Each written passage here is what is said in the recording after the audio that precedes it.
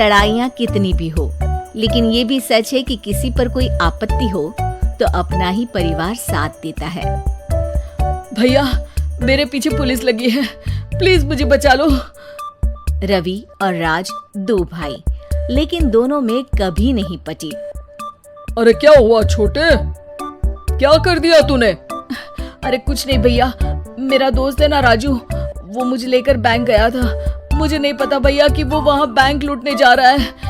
मैं उसके साथ बैंक में घुसते ही सीसीटीवी कैमरे में दिख गया हूँ। अब पुलिस मुझे ढूंढ रही है भैया, मुझे बचा लो। राज कुछ सोचता है, फिर कहता है, ओके, तुम यहीं रुको, मेरा एक दोस्त पुलिस में है, मैं बात करता हूँ। तभी वहाँ रवि की बीवी राज की बीवी के साथ आ जाती है। तुम लोगों के घर जब तक पुलिस का आना जाना है, बच्चों को यहीं छोड़ दो, उन पर असर ठीक नहीं पड़ेगा। तभी वहाँ पुलिस आ जाती है। चलो चलो, कौन है रवि, थाने चलो। मैंने कुछ नहीं किया, मुझे कुछ नहीं पता।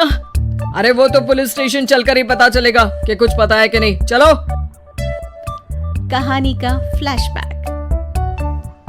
भैया, मुझे मेरे मकान में हक चाहिए ही चाहिए। अरे लेकिन छोटे, अभी मेरे बच्चों पर काफी खर्चा है, तेरी भाभी की भी तबीयत ठीक नहीं रहती, बजट बिल्कुल नहीं है कि मैं अलग होकर रहूं। देख लो भैया, 1 महीना है तुम्हारे पास, जल्दी से घर खाली कर दो। अरे कैसी बात कर रहे हैं भैया, मेरे शरीर में अभी इतनी हिम्मत भी नहीं कि घर को खाली करे। तो क्यों अपना पोषण बेचा भाभी? अरे तुम तो जानती हो, पिताजी की बीमारी के कारण उन्हें हमारी जरूरत थी, कैसे आते पैसे। ससुर जी तो बूढ़े थे भाभी, उनकी बीमारी में भी पैसे लगाना कौन सा अकल का काम था। तो क्या पिताजी को मैं मरने के लिए छोड़ देता? अरे रवि, तू तो समझ, पापा को हमारी जरूरत थी, उन्होंने हमारे लिए हर वो काम किया जिससे हमें खुशी मिले। बैक टू रवि, जो जेल में बैठा है। ये मैंने क्या कर दिया था? मैं ना पिता का हुआ ना ही भैया का, मेरे साथ जो हो रहा है ठीक ही हो रहा है। तभी वहाँ पुलिस वाला आता है। रवि, तुमसे कोई मिलने आया है। भाभी, आप यहाँ क्यों आई? पुलिस स्टेशन है ये भाभी। भैया, आपकी जगह मेरा भाई होता तो क्या मैं नहीं आती? अच्छा, ये खाना ले लीजिए, खा लीजिएगा। आपके भैया लगे हैं वकीलों और पुलिस वालों से बात करने में, डरने की कोई बात नहीं। जब आपने गुनाह किया ही नहीं तो सजा भी नहीं मिलेगी। रवि भाभी को देखकर रोने लगता है। घर में साक्षी चुपचाप बैठी होती है कि तभी सोनम कहती है, अरे साक्षी, क्या हुआ, परेशान क्यों हो रही हो? भाभी, अभी अभी पुलिस स्टेशन से खबर आई है, इन्हें बड़े जेल में शिफ्ट किया जा रहा है। मैं क्या करूंगी भाभी? रो मत, हम अच्छे से अच्छा वकील करेंगे।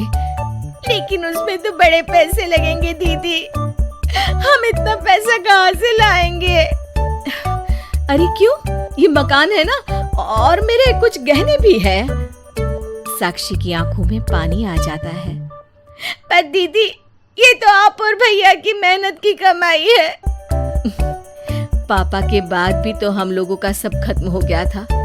पापा को तो बचा नहीं पाए, लेकिन भैया को जरूर बचा लेंगे, और भगवान चाहेंगे ना तो दोनों भाई मिलकर इससे भी बड़ा मकान खड़ा कर लेंगे। साक्षी।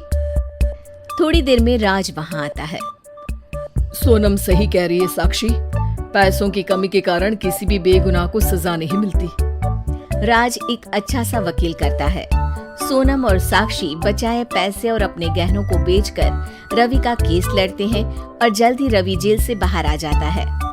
रवि राज को गले लगाकर कहता है, भैया मुझे माफ कर दो, मुझे साक्षी ने सब कुछ बताया है। भैया, आपने मुझ पर विश्वास किया, मेरे लिए दिन रात मेहनत की, भाभी ने अपने गहने तक बेच दिए।